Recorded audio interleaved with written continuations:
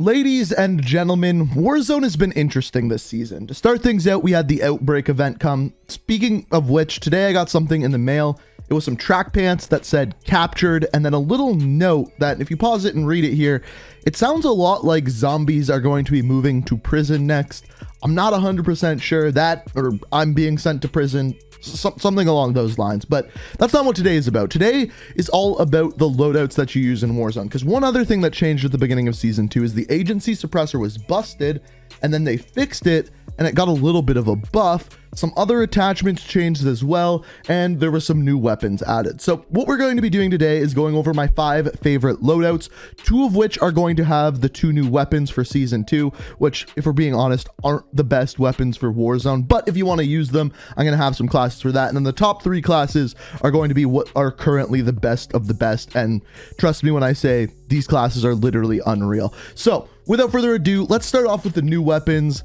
These are the top 5 loadouts in Warzone currently. All right, scrap that idea. I actually think we're going to start out with the best classes, and then we're going to go into the new weapons at the very end, because these best classes are really that good. So first of all, I'm going to start off with what I think is the 3rd best. We're going to move to 2nd best and then 1st best. So first off, I just wanted to point out one change that I've made with classes since my last video. I used to use C4. I don't find C4 that useful anymore. Semtex is what I have drifted towards for 2 reasons. Pushing rooms is really easy with Semtex, and then I use a heartbeat sensor. Now, I am the one person on my quads team who uses a heartbeat sensor. Everyone else uses flashbangs. Flashbangs are great for pushing rooms, and the heartbeat sensor tells us if people are in rooms. So I scan with a heartbeat sensor, let my team know where they are, what room they're sitting in, and then they can throw in their flashbangs. I only recommend one person on a quad team using the heartbeat sensor and everyone else using flashbangs. That's just my recommendation. First off, we have my throwback class. This is my Modern Warfare class, and it is with the AMAX and the Modern Warfare MP5. The way I want you to look at this class is your AMAX is for everything medium and long range. This thing hits like a truck. If you hit headshots, it shreds through people, has one of the best time to kills in the game. The downside to this weapon is it has a little bit more recoil than some of the other weapons that we're going to look at. However, I find this recoil incredibly manageable. You just have to get used to it, especially with the attachments that we have on this weapon. So the attachments that I use is the monolithic suppressor for that damage range and of course sound suppression, which is always important. The Zodiac barrel, which once again improves your damage range, bullet velocity, but also helps out with that recoil control, which is important. The Commando foregrip for recoil stabilization. The downside is you lose some movement speed. That's why we're using an SMG with it.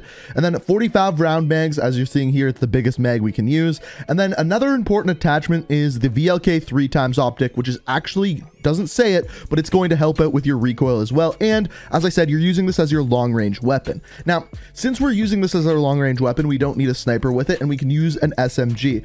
The great thing about an assault rifle SMG combo is your SMG is for your movement, moving around the map in your close quarters gunfight, and then your assault rifle is for those mid to long range. So that's what you want to have it set up for. So with my MP5, this has basically been the same since Modern Warfare. Monolithic integral suppressor, Merc foregrip, that's going to help out with your recoil control, and more importantly, actually, that hip fire accuracy.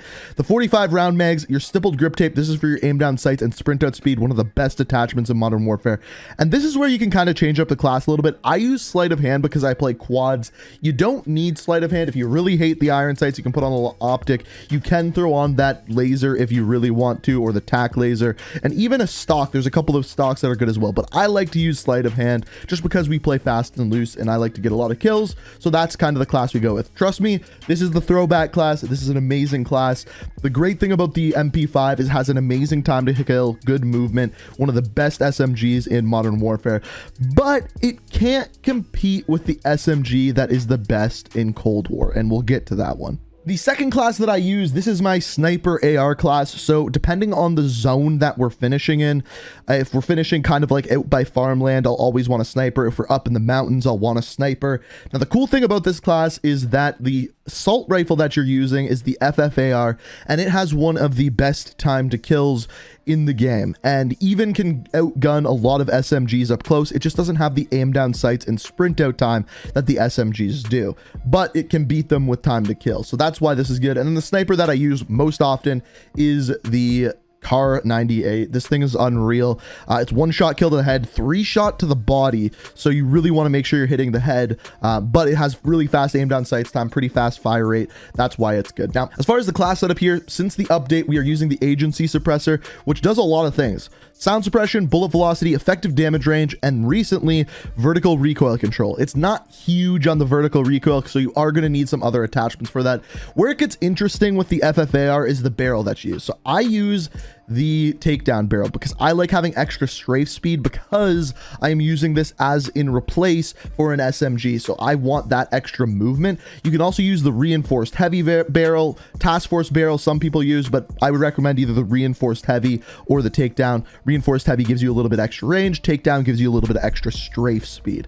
After this, you have the SFOD speed grip. This is obviously for those up close gunfights. Then we have the salvo fast mag, so this is a 50 round mag. With this gun, I just recommend a big mag because you burn through ammo really quickly. And then finally, the SAS combat stock, again for the movement. This is a very movement dependent class setup because I'm using this in place of an SMG, but with this class setup, it is still good enough where you can control the recoil, and if you can't control the recoil, you can switch up some of the attachments to help out with that recoil a little bit. The Car 98, this is the same thing I've used since the very beginning. Monolithic suppressor, always on Modern Warfare weapons. The 27.6 barrel, this is going to improve your recoil control and damage range. Also bullet velocity, that's the important one on your sniper rifles. Tac laser for the aim down sight speed, stippled grip to maximize that aim down sight speed, and I use the variable zoom scope. Now, one thing that I recommend is changing up your reticle. So the base reticle kind of has this little arrow pointing at where you aim. This is the one that I use, the cross thread. This is going to make it so it's a little bit more pinpoint where you're aiming. Another one that you can use is the pinpoint. I prefer the cross thread just the way I don't like the circle there, but both of these are good and I think better than the default one.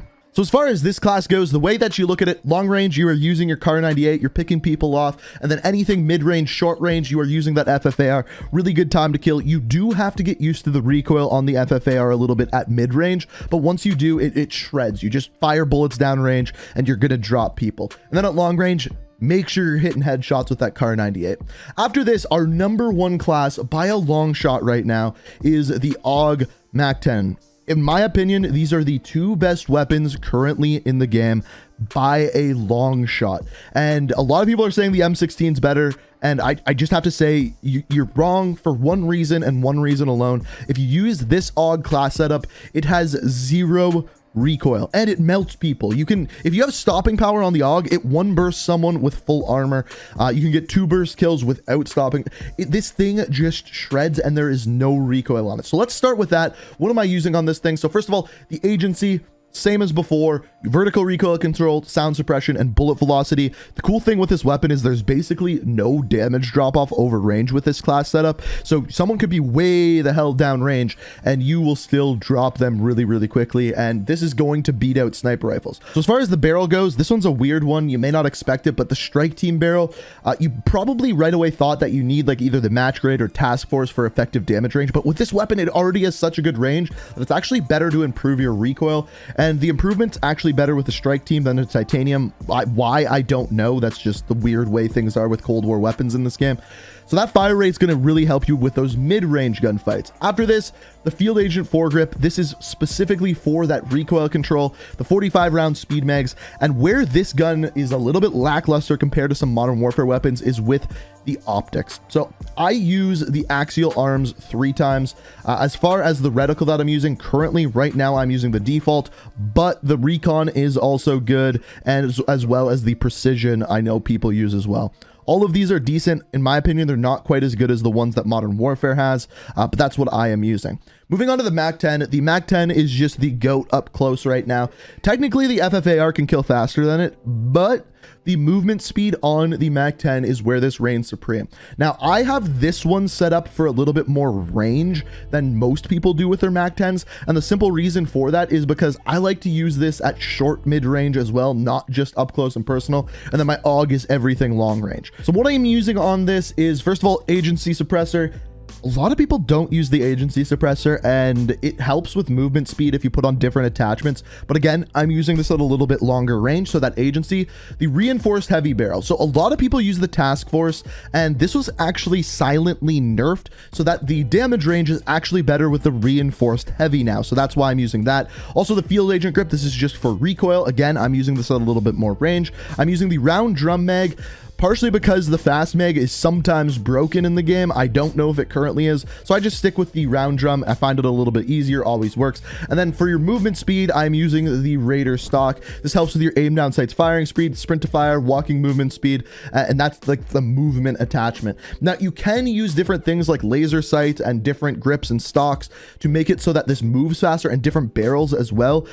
But like I said, I am using this for a little bit more range, so that is why I have this. This is my favorite up close weapon currently. It melts people, and on top of that, you can move around quickly with it, and it doesn't have that much recoil, so even at mid range you can do some melting with this thing as well. So those are what I believe are the 3 best current class setups. Now what we're going to move into is our other new weapons, the Pharah and the LC10. I'm going to start out with the LC10 because I actually do like this class setup. First of all, as you can see, the image for the LC10 is broken.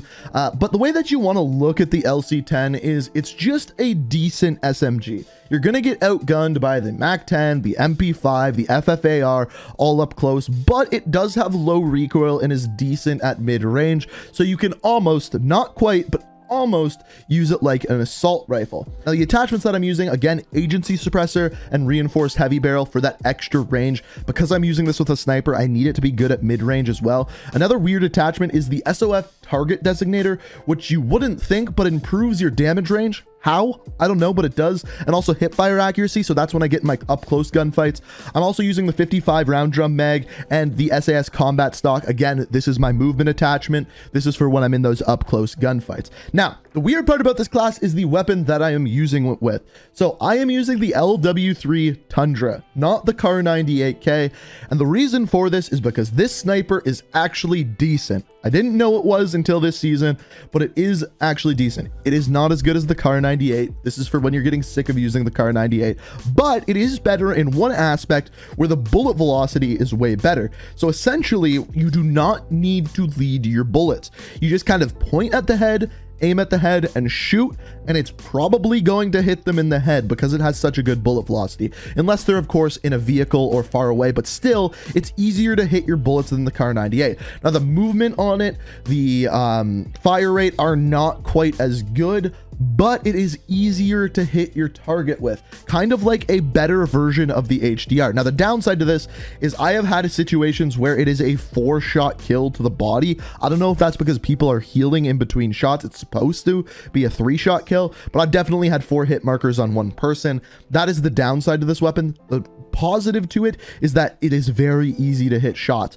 So the attachments, I'm using the wrap suppressor. This is basically the agency suppressor for this weapon. It improves the recoil, but also more importantly, the bullet velocity. I'm also using the combat recon, again, improving that bullet velocity, making it easier for me to hit shots.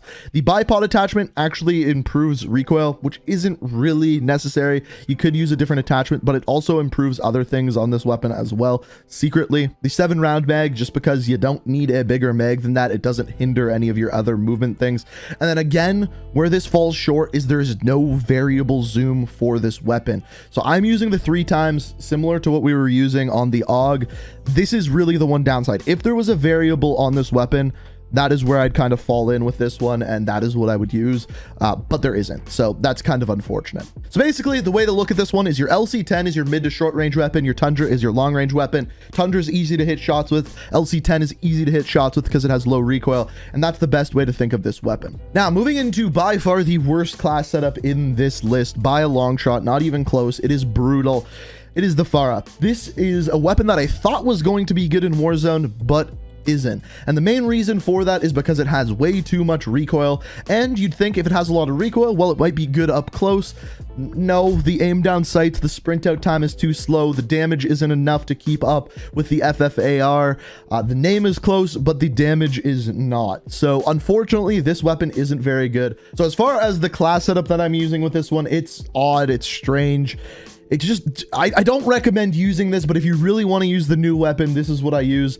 Agency suppressor for the same reasons that we talked about before. The barrel that I'm using is called the contour barrel. It's a bit weird. It improves the damage range and bullet velocity. Because those are bad on this weapon, you'll want to be improving them. Same reason I'm using the SOF target designator. It improves the effective damage range and also hip fire accuracy for up close, and I'm using this with a sniper. And also I'm going to be using this with the field agent grip, which is improving the horizontal and vertical recoil for the same sort of reason. And then finally, I'm using this with a 45 speed mag. So let's talk about this class for a second. This gun is just bad. So if you are using it as a close range weapon, which it's bad at, I use it with a sniper rifle.